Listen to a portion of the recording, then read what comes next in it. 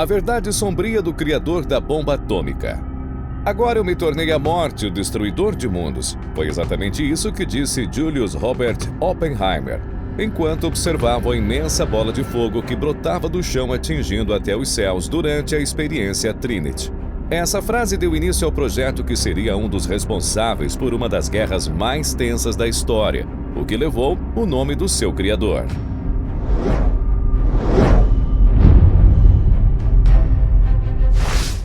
Sejam bem-vindos ao Curiosidades Aleatórias. Hoje nós vamos te contar sobre Oppenheimer, o projeto do juízo final. Acompanhe o vídeo até o final e descubra como essa experiência mudou para sempre os rumos da humanidade. Então já deixe o seu super like e se inscreva no canal se for novo por aqui. E sem mais demora, vamos para o vídeo. Em 2 de setembro de 1945, na Baía de Sagami, perto de Tóquio, às 9 horas da manhã, a bordo do encouraçado de guerra USS Missouri, Mamoru Shigemitsu, então ministro de Relações Exteriores do Império do Japão, assina a completa rendição japonesa ante os aliados, dando fim ao conflito mais devastador da história da humanidade, a Segunda Guerra Mundial. Na Europa, o regime nazista alemão já havia sido derrotado 4 meses antes, porém o Império Japonês continuava a lutar sozinho contra toda a força de países aliados. Com o argumento de salvar vidas de soldados e cidadãos aliados, o governo dos Estados Unidos resolve então sacrificar a vida de civis japoneses e, ao mesmo tempo, mostrar todo o seu poder armamentista e agora nuclear. O então presidente americano, Harry Truman, autoriza o primeiro ataque nuclear da história da humanidade. Hiroshima, Little Boy. A primeira cidade a sentir a ira da bomba atômica foi Hiroshima. No dia 6 de agosto de 1945, o avião bombardeiro B-29 chamado Enola Gay, às 8 horas e 15 minutos da manhã, lançou Little Boy, uma bomba contendo 72 quilos de urânio 253, um dos elementos radioativos com átomos mais instáveis. Lançada de uma altura de 10 km de distância do solo, após 43 segundos do seu lançamento, Little Boy explode a uma distância de aproximadamente 600 metros do solo. Nesse momento, a mesma bola de fogo que o Dr. Oppenheimer viu durante a experiência Trinity agora se alastrava pelos prédios e ruas da cidade japonesa. Tudo em uma área de 3 a 5 quilômetros foi imediatamente devastada. Dos 256 mil habitantes de Hiroshima, instantaneamente 70 mil pessoas morreram. Estima-se que mais de 60 mil pessoas faleceram em decorrência dos efeitos radioativos até o fim daquele ano. Às 8 horas e 14 minutos, era um dia de sol. Às 8 horas e 15 minutos, era um inferno, como afirmou Kathleen Sullivan, diretora da Hikabusa Stores. O sol desaparece e em seguida cai uma chuva negra radioativa sobre o solo de Hiroshima. 3 dias depois, após nenhuma manifestação oficial do governo do imperador Hirohito, os americanos resolvem lançar Fat Man, dessa vez uma bomba de plutônio 239.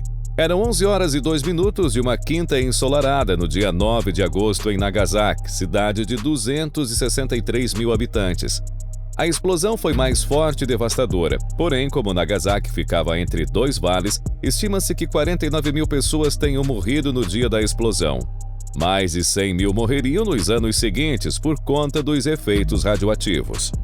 O homem por trás da criação das armas do fim do mundo. Oppenheimer, o pai da bomba atômica. O que muitos não sabem é que para que essas mais de 119 mil pessoas virassem poeira instantaneamente por causa de explosões que duraram 60 segundos cada, uma mente esteve por trás de todo o desenvolvimento desse armamento mortal.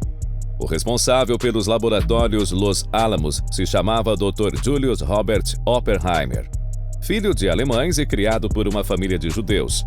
Seu pai era rico e ele se formou na Universidade de Harvard. Após isso, passou por universidades na Inglaterra e Alemanha, onde aprimorou ainda mais seus conhecimentos científicos. Sempre focando seus estudos em processos energéticos de partículas subatômicas, incluindo elétrons, pósitrons e raios cósmicos. Oppenheimer se tornou um brilhante cientista nuclear e especialista em física quântica. Após estudos bem-sucedidos relacionados à obtenção de urânio-235, a partir do qual os estudos da bomba atômica poderiam se tornar possíveis, ele recebe o convite do governo dos Estados Unidos para chefiar um programa secreto chamado de Projeto Manhattan, quando tinha 36 anos de idade. Após anos de estudos e trabalhos intensos, o grupo de cientistas chefiados por ele consegue, em 16 de julho de 1945, realizar a primeira explosão nuclear catalogada na história do planeta Terra.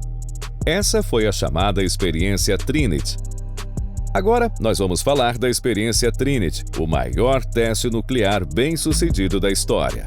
Se você chegou até aqui, comenta aqui embaixo, #HeróiOvilão.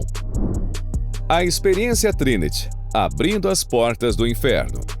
A Experiência Trinity foi o primeiro teste de arma nuclear da história realizado no Novo México, nos Estados Unidos.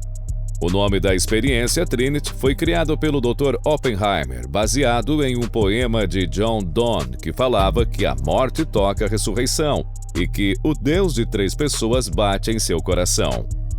No dia 16 de julho de 1945, às 5 horas e 29 minutos e 45 segundos, a bomba Trinity é acionada. A potência da explosão foi avaliada em aproximadamente 20 mil toneladas de TNT. Prédios a 320 quilômetros de distância do local da explosão receberam choques de ondas de impacto, tamanho poder da explosão. Ao ver todo aquele poder de morte e destruição cercado por fogo e devastação, Oppenheimer proferiu a frase: "Agora eu me tornei a morte, o destruidor de mundos", que na verdade pertence ao Bhagavad Gita, o mais famoso livro sagrado e milenar hindu. Apenas um mês depois da Experiência Trinity, o presidente Harry Truman autorizou o uso de bombas atômicas em território japonês, ocasionando na morte de centenas de milhares de pessoas. O arrependimento do pai do projeto do juízo final. Após perceber os efeitos catastróficos das bombas que ele mesmo havia criado, Oppenheimer se arrepende amargamente. Ele então se coloca terminantemente contra seus usos novamente e luta para que o projeto de bombas de hidrogênio, muito mais potentes que as de Hiroshima e Nagasaki, fosse interrompido imediatamente. Prevendo que a continuidade dos experimentos e estudos poderiam levar ao fim da própria humanidade, Oppenheimer usou parte da herança que seu pai lhe deixou para promover ações contra a proliferação de bombas atômicas. Todos os seus esforços foram em vão. Oppenheimer foi imediatamente proibido de ter acesso a qualquer dos documentos dos projetos que antes chefiava. Ainda foi acusado de ter ligação com o comunismo pelo governo americano e apontado como traidor da pátria. O pai da bomba atômica então morre poucos anos depois de câncer na garganta, provavelmente desenvolvido ou estimulado pela sua constante exposição a elementos radioativos, que teve de manusear durante a criação das armas mais mortais criadas pelo homem até então. Oppenheimer, herói ou vilão? Sem sombra de dúvidas, não haveria bomba atômica sem a ajuda de Oppenheimer. Pelo menos, não naquele momento. Por causa do seu trabalho, centenas de milhares de pessoas foram desintegradas imediatamente.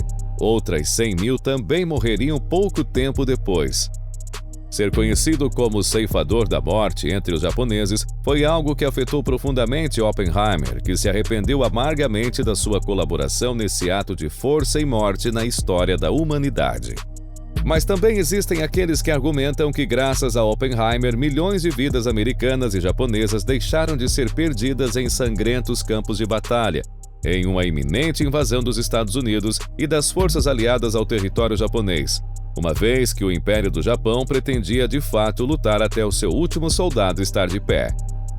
Ante todo esse processo de criação, detonação, morte e guerra, muitas opiniões pairam no ar. Mas a pergunta que fica é: Oppenheimer foi um herói ou vilão? Essa foi a verdade sombria do criador da bomba atômica. Comenta aqui embaixo a sua opinião. Nós queremos saber: Oppenheimer foi um herói que salvou milhões de vidas de soldados e civis ou um vilão por ter sido responsável pela morte de milhares de pessoas, das quais muitas morreram em extrema agonia? Manda esse vídeo para aquele seu amigo que curte história e curiosidades. Já aproveite também para deixar o seu like, isso é muito importante para continuarmos produzindo novos conteúdos como esse. E não esqueça de se inscrever no canal e ativar o sininho das notificações para não perder novos vídeos. Um grande abraço e até a próxima!